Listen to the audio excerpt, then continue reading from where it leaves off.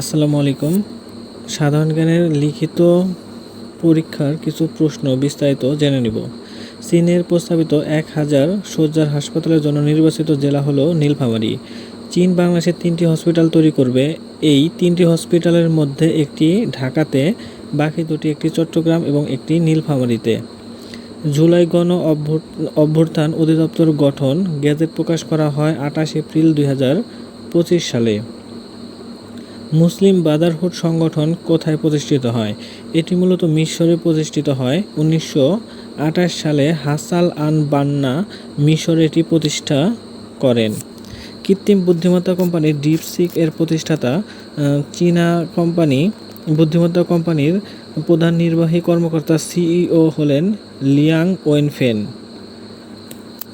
Gen জি এর সময়কাল 1997 থেকে 2012 সালের ভেতর যাদের জন্ম তারাই হলো জেন জি বা জেনারেশন জেড।